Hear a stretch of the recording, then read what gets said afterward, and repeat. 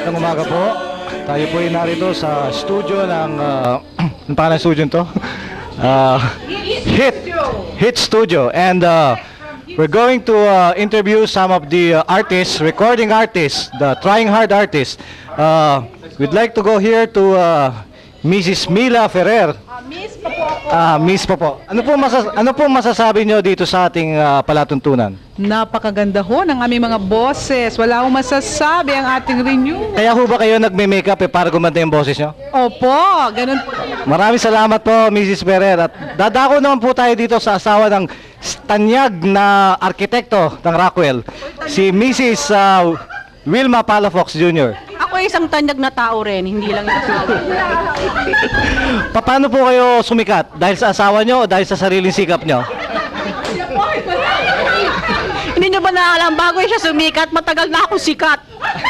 Maraming salamat, Mrs. Palafox. At ang susunod po naman ang presidente ng isang advertising studio, si PR outfit, si Mrs. Adrian Besolido. Siya po isang mga awitin po.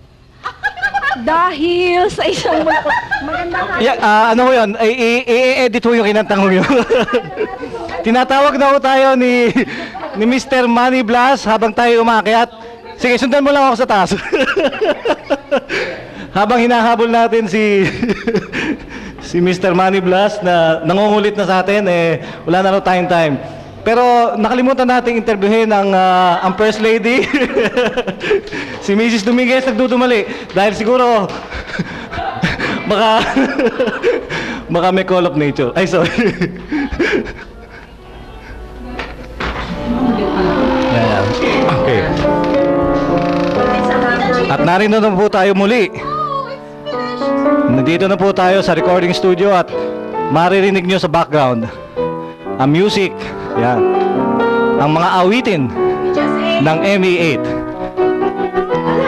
Atin po ang kakapanamayin ang butihing may bahay ni Dr. Nilo Malyari, si Mrs. G. Malyari. Ano po masasabi niyo sa palatuntunan natin? Napakasarap ng KFC chicken. Pampaganda ho ba ng boses yon? Okay naman. Kaya lang it's already past 1 and we just had lunch. But 1,000 an hour. Oo, wag mo nang paulit-ulitin. Nakamagkano na tayo? Asan po yung inyong may bahay? Wala pa. Nagbe-break pa. Si Mrs. Puno.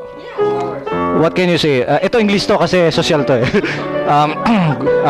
Good afternoon, ma'am. What do you think about our stupendous presentation this afternoon?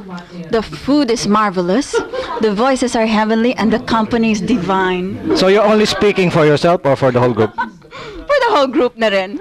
Okay, thank you very much, ma'am. And before mawala sa mood yung ating pianista, tatanungin natin ng konting... Naku, mukhang wala sa mood. Saka na lang ho. At tayo dadako na. Eto na.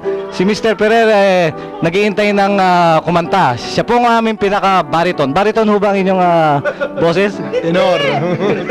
Ano? Soprano daw, soprano. Anong boses niyo, Mr. Blas? Bass! Bass, okay. Tama-tama ho yun. Ano ho ba yun? Falsetto ho ba yun o sintonado? Ito po ang ating talagang tanyag na mga awit. Si Mrs. Net Bolanos. Galing pa sa Japan. Single pa po kayo? Singles lang. Bigyan nyo nga ho kami ng sample. Namamalat ako kasi meron. Namamalat.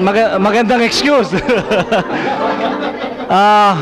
Amin pong tinatawagan ng mga recording artists.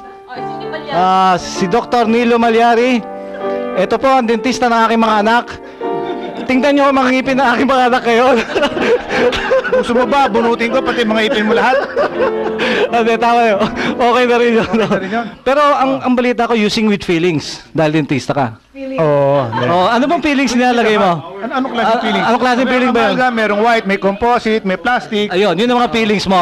Okay. Napakagaling ko niya kumanta dahil marami siyang feelings. Correct. Nag-dentista ko siya. Okay. Gas, Eto na. Arada. Okay, pwede na tayo. Sige, sa susunod po, this is Henry Omagadia, CNN.